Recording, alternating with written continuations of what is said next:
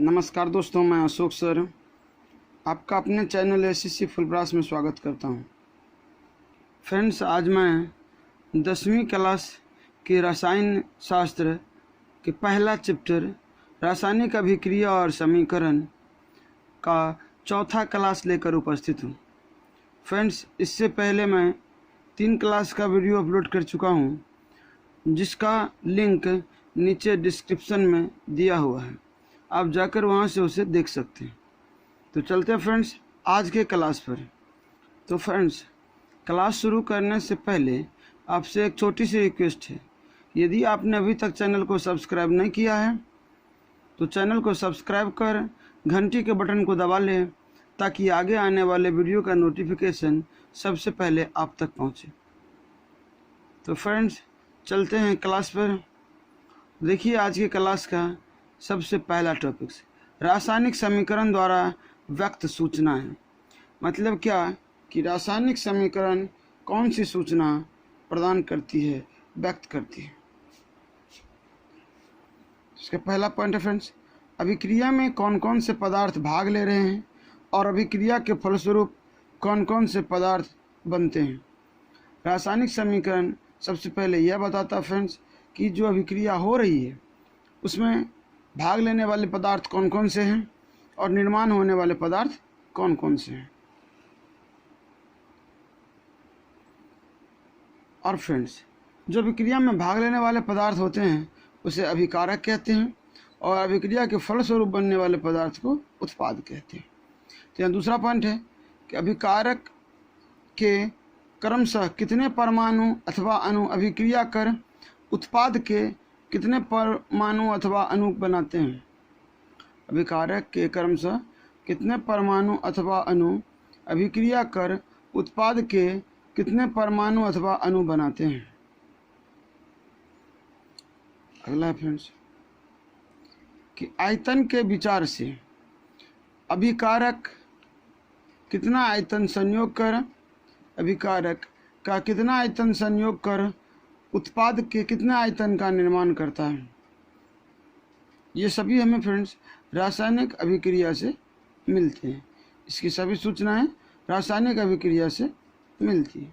अगले, भार के विचार से अभिकारकों के कितने भार अभिक्रिया करके उत्पादों के कितने भार बनाते हैं। भार के विचार से अभिकारकों के कितने कितने भार अभिक्रिया करके उत्पादों के कितने कितने भार बनाते हैं। अगला फ्रेंड्स, अभिक्रिया के फलस्वरूप यदि गैस बनता है तो उसका आयतन एसटीपी पर 22.4 लीटर प्रति मोल होता है। 22.4 लीटर प्रति मोल होता है।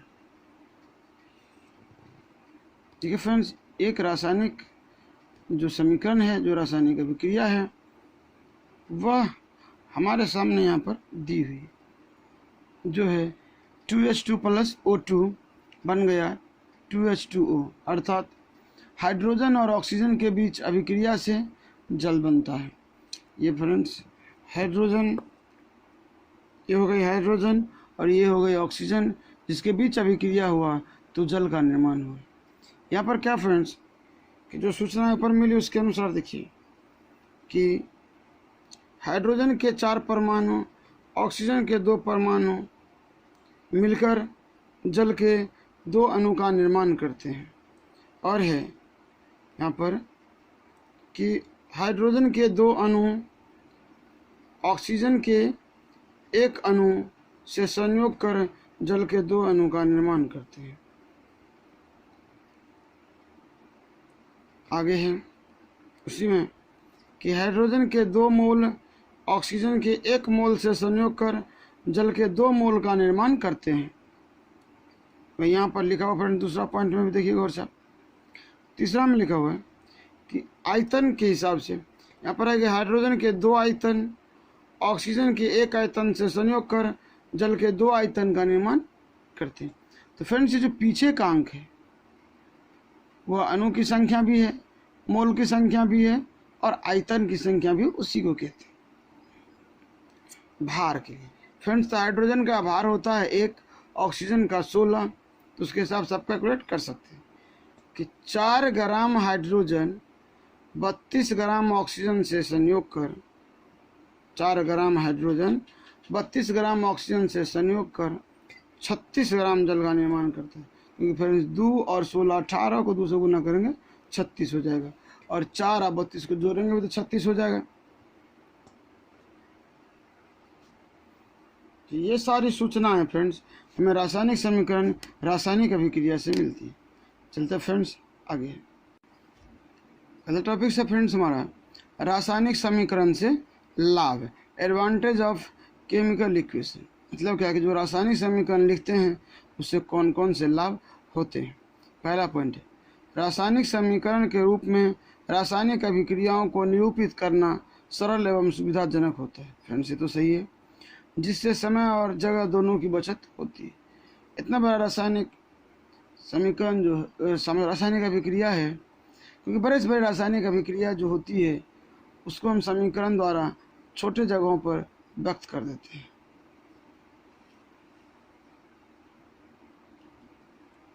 अगला है, किसी निश्चित उत्पाद के निर्माण के लिए अभिकारकों की मात्रा, किसी निश्चित उत्पाद के निर्माण के लिए अभिकारकों की मात्रा की सही जानकारी रासायनिक समीकरण के उपयोग से मिलता है। अगर सही जानकारी हमें चाहिए फ्रेंड्स कि उत्पाद कौन सा बना है तो हमें रासायनिक समीकरण प्रयोग करना होगा। अगला, चूँकि पूरी दुनिया में तत्वों के संकेतों और पदार्थों के रासायनिक सूत्र को IUPAC की मान्यता प्राप्त है। चूँकि पूरी दुनिया में तत्वों के संकेतों एवं पदार्थों के रासायनिक सूत्र को IUPAC की मान्यता प्राप्त है, अतः रासायनिक समीकरणों को समझने में विश्व के विभिन्न देशों के वैज्ञानिकों को किसी प्रकार की असुविधा नहीं होती। फ्रेंड्स इसका कहने का अर्थ है कि संपूर्ण विश्व में अगर हाइड्रोजन का संकेत H है तो पूरा विश्व में H ही होगा।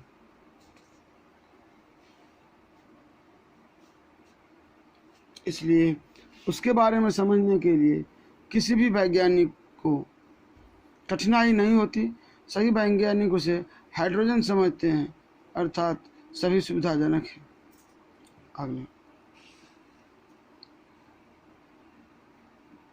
अगला जो फ्रेंड्स हमारा टॉपिक है वह है ऊष्माक्षेपी अभिक्रिया। यह क्या होती है कि जिस रासायनिक अभिक्रिया में ऊष्मा मुक्त होती है उसे ऊष्माक्षेपी अभिक्रिया कहते हैं। जिस अभिक्रिया में ऊष्मा मुक्त होती है उसे ऊष्माक्षेपी अभिक्रिया कहते हैं। अगला है ऊष्माशोषी अभिक्रिया। तो जिस रासायनिक अभिक्रिया में ऊष्मा का अवशोषण होता है उसे ऊष्माशोषी अभिक्रिया कहते हैं। फ्रेंड्स क्या होती है कि रासायनिक अभिक्रिया जब हो रही होती है तो कई रासायनिक अभिक्रिया ऐसे हैं जो ऊष्मा उत्पन्न कर देते हैं और कई रासायनिक अभिक्रिया ऐसे हैं जो ऊष्मा अवशोषित कर लेते हैं। जिस रासायनिक अभिक्रिया में ऊष्मा उत्पन्न होते हैं उसे ऊष्माक्षेपी अभिक्रिया कहते हैं, और जिसमें ऊष्मा का उपयोग होता है उसे ऊष्माशोषी अभिक्रिया कहते हैं। अगला फ्रेंड्स, रासायनिक अभिक्रिया के प्रकार। तो रासायनिक अभिक्रिया मुख्यतः कई प्रकार के होते हैं। पहले संयोजन अभिक्रिया, एक ऐसी रासायनिक अभिक्रिया जिसमें दो या अनेक अभिकारक मिलकर एकल नवीन पदार्थ निर्माण करते हैं, एकल नवीन पदार्थ का निर्माण करते हैं और जिसका गुण मूल पदार्थों के गुण से बिल्कुल भिन्न होता है, उसे संयोजन अभिक्रिया कहते हैं। यहाँ पर देखिए फ्रेंड्स कि कैल्शियम ऑक्साइड एक सॉलिड है जो H2O जल से अभिक्रिया कर कैल्शियम हाइड्रोक्साइड बनाता है, साथ साथ ऊष्मा भी उत्पन्न करती है। आगे फ्रेंड्स, वियोजन या अपघटन अभिक्रिया, वह रासायनिक अभिक्रिया जिसमें एक रासायनिक पदार्थ टूटकर दो या अधिक नए पदार्थों का निर्माण करता है जिसके गुण मूल पदार्थ के गुण से भिन्न होते हैं, उसे वियोजन अभिक्रिया कहते हैं। मतलब क्या फ्रेंड्स, जब एक पदार्थ टूटकर दो या दो से अधिक नए पदार्थ का निर्माण करता है तो उसे वियोजन अभिक्रिया कहते हैं। साथ साथ नए पदार्थ का गुण मूल पदार्थ के गुण से भिन्न होता है। कैल्शियम कार्बोनेट अपने आप को तोड़कर कैल्शियम ऑक्साइड और कार्बन डाइऑक्साइड बनाते हैं, जिन दोनों का गुण इनसे भिन्न है। अगला फ्रेंड्स, वैद्युत अपघटन अभिक्रिया। वैद्युत अपघटन अभिक्रिया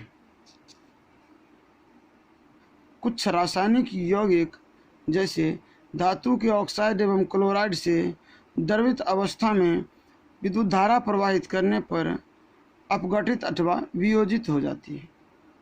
ऐसी रासायनिक प्रक्रिया को वैद्युत अपघटन कहते हैं। फ्रेंड्स, यहाँ पर क्या है कि एक जल है जो रासायनिक यौगिक है H2O, उसमें अगर विद्युत धारा प्रवाहित कर दिए तो हाइड्रोजन और ऑक्सीजन अलग हो जाएगा। हाइड्रोजन कैथोड पर और ऑक्सीजन एनोड पर प्राप्त होगा।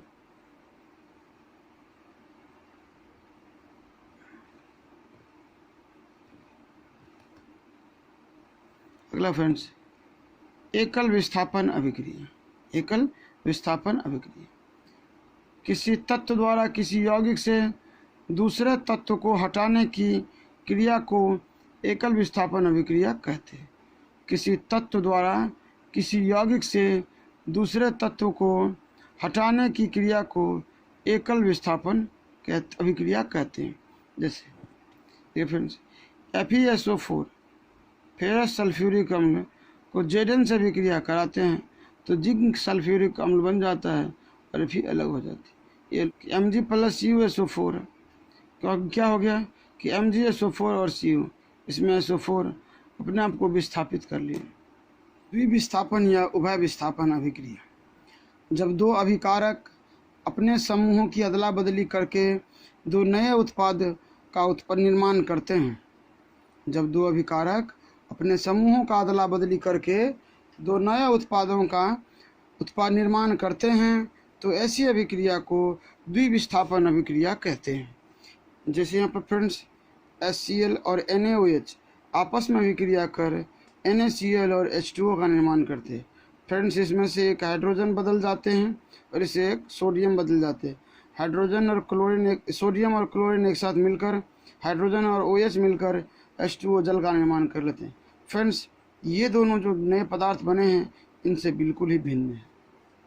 अगला friends,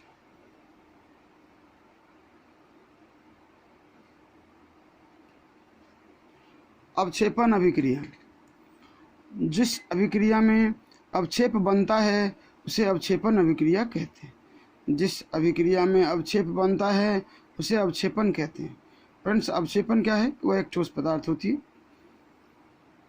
NaCl plus AgNO3 AgCl NaCl और AgNO3 आपस में विक्रिया कर AgCl बनाता है और NaNO3 भी बनाता है। तो फ्रेंड्स, यह सोडियम नाइट्रिक अम्ल है, सोडियम अम्ल होगा और ये एक अवक्षेप है क्योंकि ठोस का तीर चिन्ह नीचे दिख रहा है। अगला क्वेश्चन हमारा, उदासीनीकरण अभिक्रिया। उदासीनीकरण अभिक्रिया, चलिए फ्रेंड्स पढ़ते इसके बारे में। वह अभिक्रिया जिसमें एक अभिकारक अम्ल तथा दूसरा क्षारक होता है, जो अभिक्रिया कर एक दूसरे के गुणों को उदासीन करके लवण तथा जल प्रदान करते हैं, उसे उदासीनीकरण अभिक्रिया कहते हैं। क्या होता है फ्रेंड्स? वैसे रासायनिक अभिक्रिया जिसमें एक अभिकारक अम्ल और दूसरा अभिकारक क्षारक हो और दोनों आपस में अभिक्रिया कर अपने आप को उदासीन कर दे, एक दूसरे के गुणों को उदासीन कर दे और नए गुण वाले पदार्थ अर्थात लवण तथा जल उत्पन्न करे, उसे उदासीनीकरण अभिक्रिया कहते हैं। फ्रेंड्स, यहाँ पर क्या है कि KOH और HNO3 friends, KOH potassium hydroxide एक क्षारक है और HNO3 एक अम्ल है, जो दोनों अभिक्रिया कर KNO3 पोटासियम नाइट्रेट लवण का निर्माण करता है और ये है जल, और ये है जल। अगला,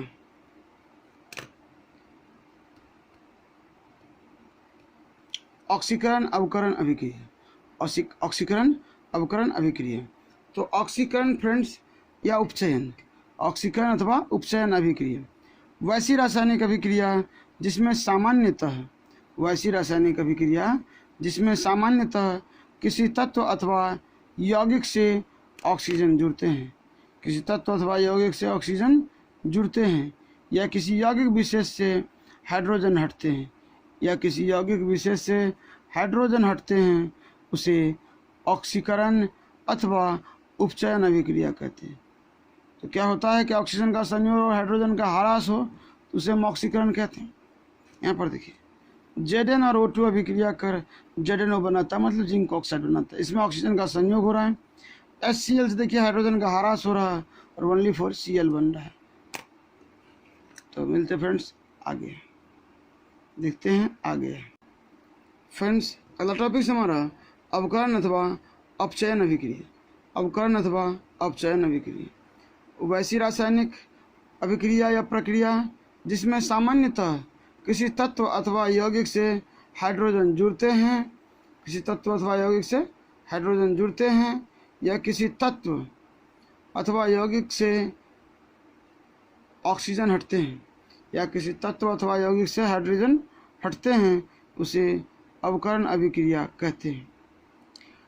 वैसे रासायनिक अभिक्रिया जिसमें सामान्यतः किसी तत्व अथवा यौगिक से हाइड्रोजन जुड़ते हैं, या किसी यौगिक विशेष से ऑक्सीजन हटते हैं, या किसी यौगिक विशेष से ऑक्सीजन हटते हैं, तो उसे अवकरण अभिक्रिया कहते हैं। यहाँ पर देखिए फ्रेंड्स कि H2O में O2 जुड़ रहा है, H2O में O2 जुड़ रहा है, अर्थात O2 में H2O जुड़ रहा है, अर्थात हाइड्रोजन का संयोग हो रहा है। और यहाँ पर है CuO प्लस H2, इसमें से फ्रेंड्स O हट रहा है, इसमें से ऑक्सीजन हट रहा है, तो ये दोनों भी अवकरण अभिक्रिया है। फ्रेंड्स ये एक समय के लिए ऑक्सीकरण भी है क्योंकि ऑक्सीजन जुड़ रहा है, लेकिन इसमें हाइड्रोजन भी जुड़ रहा है, इसलिए अवकरण है।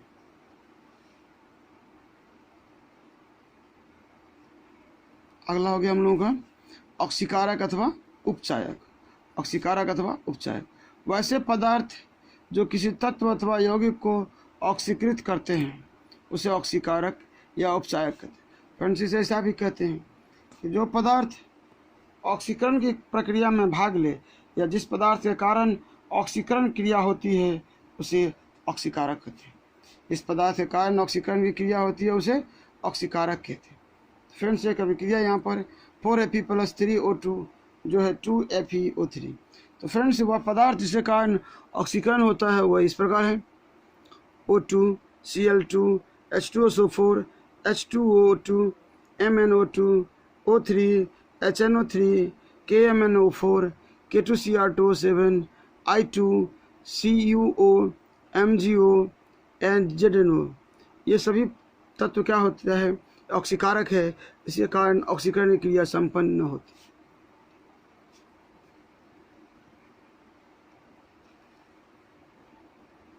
अगला फ्रेंड्स अवकारक अथवा अपचायक, अवकारक अथवा अपचायक वैसे पदार्थ जो किसी तत्व अथवा यौगिक को अवकृत करते हैं उसे अवकारक अथवा अपचायक कहते हैं। फ्रेंड्स ये क्या होती है कि ऐसे पदार्थ जिसके कारण अवकरण की क्रिया संपन्न हो उसे अवकारक कहते हैं। तो यहाँ क्या है फ्रेंड्स CuO में H2 जोड़ देते हैं तो Cu + H2O हो जाता है। यहाँ पर जो अवकारक है वह हाइड्रोजन है, H2 है। तो फ्रेंड्स कुछ अवकारक पदार्थ नीचे दिए हुए हैं H2 H2S Na Fe Hg ZnH2SO4 SnCl2 CO SO2 carbon magnesium HCl आदि ये सभी पदार्थ अवकारक है जिसके कारण अवकरण की क्रिया होती है। अगला फ्रेंड्स हमारा रेडॉक्स अभिक्रिया, अगला हमारा है रेडॉक्स अभिक्रिया। किसी भी रासायनिक अभिक्रिया जिसमें ऑक्सीकरण और अवकरण साथ साथ हो, किसी भी रासायनिक समीकरण जिसमें ऑक्सीकरण और अवकरण साथ साथ हो ऐसी अभिक्रिया को रेडॉक्स अभिक्रिया कहते हैं। ऐसी अभिक्रिया को रेडॉक्स अभिक्रिया कहते हैं। यहाँ पर देखिए CuOH2 इसमें क्या हो गया कि हाइड्रोजन जुड़ गया, जिसके कारण ये अपकारित हो गया, बन गया CO। परंतु फ्रेंड्स H2 में ऑक्सीजन जुड़ गया, जिसके कारण हो गया ये ऑक्सीकरण, हो गया ऑक्सीकरण। आगे देखते फ्रेंड्स, दहन अभिक्रिया। अगला है दहन अभिक्रिया। वैसी रासायनिक अभिक्रिया जिसमें पदार्थ ऑक्सीजन से संयोग कर ऊष्मा एवं प्रकाश उत्पन्न करते हैं। वैसी रासायनिक अभिक्रिया जिसमें पदार्थ ऑक्सीजन से संयोग कर ऊष्मा एवं प्रकाश उत्पन्न करते हैं उसे दहन अभिक्रिया कहते हैं, उसे दहन अभिक्रिया कहते हैं। दहन अभिक्रिया को हम तेज ऑक्सीकरण अभिक्रिया भी कहते हैं, तेज ऑक्सीकरण अभिक्रिया भी कहते हैं। देखिए फिर जैसे कार्बन में O2 जुड़ गया, CO2 बन गया, लेकिन उसमें और प्रकाश भी उत्पन्न होती। मैग्नीशियम में ऑक्सीजन जुड़ गया, MgO बन गया, मैग्नीशियम ऑक्साइड बन गया, लेकिन उसमें और प्रकाश भी उत्पन्न होती। फ्रेंड्स क्योंकि इसमें ऑक्सीजन का संयोग हो रहा है, इसलिए इसे हम ऑक्सीकरण अभिक्रिया भी कह सकते हैं। आगे फ्रेंड्स दहन की शर्तें, मतलब किसी पदार्थ को जलने के लिए क्या क्या आवश्यक है वो देख लीजिए। किसी पदार्थ के दहन की मुख्यतः निम्नलिखित 3 शर्तें होती है। पहला है दहनशील पदार्थ की उपस्थिति, दहनशील पदार्थ की उपस्थिति अर्थात फ्रेंड्स जलने वाले पदार्थ की उपस्थिति हो। अगला ऑक्सीजन की उपस्थिति अथवा दहन अनुपोषक। क्या होती है कि जिस पदार्थ में वह जल रहा हो, जिसकी उपस्थिति के कारण वह जलता हो, वह पदार्थ में चाहिए, चाहे ऑक्सीजन हो या कोई और पदार्थ। अगला ज्वलन ताप की प्राप्ति। फ्रेंड्स अगर ताप न होगा जिसके कारण वह जल पाए तो वह न जलेगा, क्योंकि अगर आम के एक टुकड़े में, आम के पौधा का जो एक मोटा सा टुकड़ा होता है, वृक्ष में होता है, उसमें हम माचिस की तिल्ली से आग नहीं लगा सकते, परंतु फ्रेंड्स लार या पुआल में हम आग लगा सकते हैं, क्योंकि उसके लिए लार और पुआल के लिए उस माचिस की तिल्ली में ताप अधिक है, जिसके कारण वह जल जाता है। ज्वलन ताप अधिक है तो ऐसा होता है कि जिस पदार्थ को जलाना हो उसके हिसाब से हमें ज्वलन ताप की आवश्यकता होती है। तो दहन के 3 शर्तें हो गई, दहनशील पदार्थ की उपस्थिति, ऑक्सीजन की उपस्थिति या फिर दहन अनुपोषक, ज्वलन ताप की प्राप्ति। अगला हमारा दहनशील पदार्थ, वे पदार्थ जो आसानी से जलते हैं उसे दहनशील पदार्थ कहते हैं। तो फ्रेंड्स इसके विपरीत एक अदहनशील पदार्थ भी है, जो पदार्थ नहीं जलते उसे अदहनशील पदार्थ कहते हैं, जो पदार्थ नहीं जलते हैं उसे अदहनशील पदार्थ कहते हैं। अगला हमारा कि दहन अनुपोषक, दहनशील पदार्थ के चारों ओर उपस्थित माध्यम को, दहनशील पदार्थ के चारों ओर उपस्थित माध्यम को दहन का सहायक या अनुपोषक कहते हैं। अगला है ज्वलन ताप, जिस न्यूनतम ताप पर कोई पदार्थ, जिस न्यूनतम ताप पर कोई पदार्थ जलना शुरू कर दे उस ताप को उस पदार्थ का ज्वलन ताप कहते हैं। जिस न्यूनतम ताप पर कोई पदार्थ जलना शुरू कर देता है उसे उस ताप को, जिस न्यूनतम ताप पर कोई पदार्थ जलना शुरू करता है उस न्यूनतम ताप को उस पदार्थ का ज्वलन ताप कहते हैं।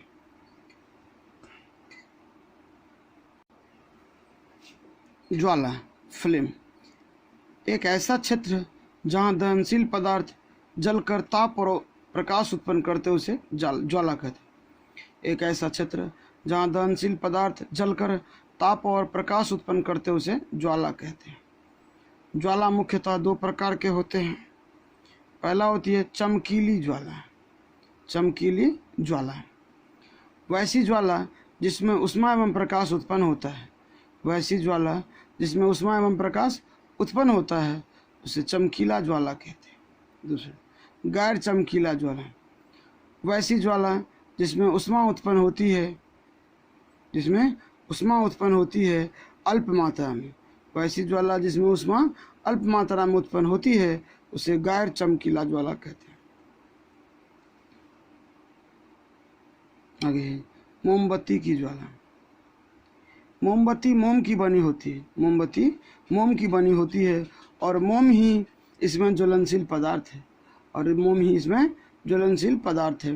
मोमबत्ती को जलाने पर मोम पिघलकर बत्ती में जाती है, मोमबत्ती को जलाने पर मोम पिघलकर बत्ती में जाती है और वहाँ वाष्प में परिवर्तित होने लगती है, वाष्प में परिवर्तित होने लगती है। इसका वाष्प दैदीप्यमान ज्वाला के साथ जलता है। ज्वाला पीले रंग का होता है क्योंकि इसमें कार्बन का छोटा छोटा कण प्रवेश कर जाता है। ज्वाला पीले रंग का होता है क्योंकि इसमें कार्बन का छोटे छोटे कण प्रवेश कर जाते हैं। ज्वाला की बनावट, मोमबत्ती की ज्वाला में 4 क्षेत्र होते हैं। मोमबत्ती की ज्वाला में 4 क्षेत्र होते हैं। फ्रेंड्स, जो चारों क्षेत्र हमने इस प्रकार मोमबत्ती के फ्लेम में दर्शाने का प्रयास किया। फ्रेंड्स, अब तो वैसे हमको ये इमेज उतना बढ़िया से बनाने नहीं आता होगा, फिर भी मैंने उसे बनाने का प्रयास किया। ये फ्रेंड्स बाई क्षेत्र, आगे अंदर ये है दैदीप्यमान क्षेत्र, और ये है केंद्रीय क्षेत्र, और इसे हम आंतरिक क्षेत्र कहते हैं। तो देखिए फ्रेंड्स, केंद्रीय क्षेत्र में क्या होती है? केंद्रीय क्षेत्र में अंधेरा रहता है, यहाँ किसी प्रकार का दहन नहीं होता है। फ्रेंड्स, ज्वाला के बीच में किसी प्रकार का दहन नहीं होता है क्योंकि मोम का वाष्प हवा के संपर्क में नहीं आ रहा। तो फ्रेंड्स, इतना ध्यान रखना कि मोम तभी जलेगा जब वो हवा के संपर्क में रहे। तो क्या है फ्रेंड्स कि किसी क्षेत्र में, केंद्रीय क्षेत्र में अंधेरा रहता है जहाँ किसी प्रकार का दहन नहीं होता क्योंकि मोम का वाष्प हवा के संपर्क में नहीं रहता है। इसे अदहन क्षेत्र भी कहते हैं। फ्रेंड्स, केंद्रीय क्षेत्र को अदहन क्षेत्र भी कहते हैं। ऐसी दशा में क्षेत्र का ताप बहुत कम पाया जाता है। ऐसी दशा में इस क्षेत्र का ताप बहुत कम पाया जाता है। फ्रेंड्स, अगला है दैदीप्यमान क्षेत्र। इस क्षेत्र में ऑक्सीजन की अपर्याप्त आपूर्ति होती है। इस क्षेत्र में ऑक्सीजन की अपर्याप्त आपूर्ति होती है जिस कारण मोम के वाष्प का आंशिक दहन हो पाता है। यह ज्वाला का सबसे बड़ा क्षेत्र है। में इसमें कार्बन के कण विद्यमान रहते हैं। जिसके कारण गर्म होने पर पीला प्रकाश प्रदान करते हैं। इस भाग का ताप मध्यम होता है। अगला हमारा है बाह्य क्षेत्र। इस क्षेत्र में ऑक्सीजन की पर्याप्त आपूर्ति होती है। जिस कारण मोम के वाष्प का पूर्ण दहन संभव है। अतः इस दहन को पूर्ण दहन कहते हैं। इस क्षेत्र में ऑक्सीजन की पर्याप्त आपूर्ति होती है। इस भाग का ताप सबसे अधिक पाया जाता है। फ्रेंड्स, याद रखना, तो मोमबत्ती की ज्वाला को जो बाह्य क्षेत्र है उसमें ऑक्सीजन की पर्याप्त आपूर्ति होती है जिसके कारण वाष्प का इसमें पूर्ण दहन संभव हो पाता है। जिसके कारण इस क्षेत्र को पूर्ण दहन क्षेत्र भी कहते हैं। इस भाग का ताप सबसे अधिक होता है। अगला आंतरिक क्षेत्र। वाष्प में यह ज्वाला के पास का एक छोटा क्षेत्र है जो चमकीला एवं नीले रंग का होता है। ज्वाला का नीला रंग कार्बन मोनोऑक्साइड के दहन के कारण होता है जिसका संकेत CO है। तो फ्रेंड्स, आज के क्लास को हम इतने पर ख़त्म करते हैं। फ्रेंड्स, वीडियो अगर अच्छी लगी हो तो इन्हें लाइक करिए, हमें कमेंट करके बताइए कि वीडियो आपको कैसे लगा, और अपने दोस्तों को शेयर करिए। तो फ्रेंड्स, मिलते हैं अगले क्लास में। तब तक के लिए जय हिंद। Thanks for watching.